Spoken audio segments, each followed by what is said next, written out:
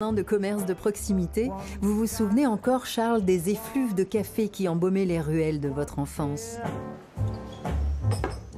Boris fait partie de ces jeunes entrepreneurs toulonnais qui ont donné un souffle nouveau à la ville en relançant une affaire familiale. Boris, ça va? Ça va et toi?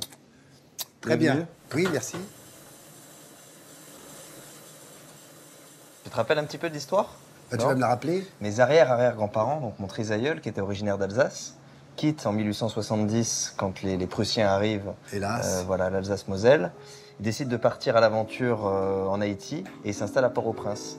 Et là, il monte une petite affaire de torréfaction, d'export, import de café vert, puisqu'Haïti était un pays très prospère et un des plus gros producteurs de café à l'époque, à cette période-là. Et puis au début des années 1910, il décide de quitter Port-au-Prince, il décide de s'installer à Toulon. Et là, cours Lafayette, il monte un petit atelier de torréfaction, un magasin de vente au détail qui prendra rapidement de l'ampleur, puis la construction bien plus tard d'une usine de plusieurs milliers de mètres carrés qui fera des cafés Maurice jusqu'aux années 1970-80, l'une des plus importantes marques en France de torréfaction de café. Et après, ça a périclité. Malheureusement, en 82, l'entreprise s'arrête. Mon grand-père dépose le bilan. Et il y a 2 ans, j'ai eu l'idée de relancer, donc comme en 1875, avec un petit atelier de torréfaction en plein centre-ville de Toulon, en plein cœur de Toulon, de relancer une activité de torréfacteur.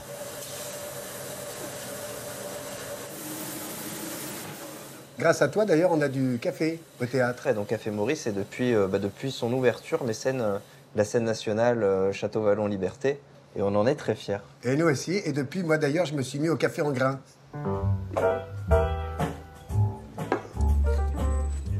Pour moi, Toulon, le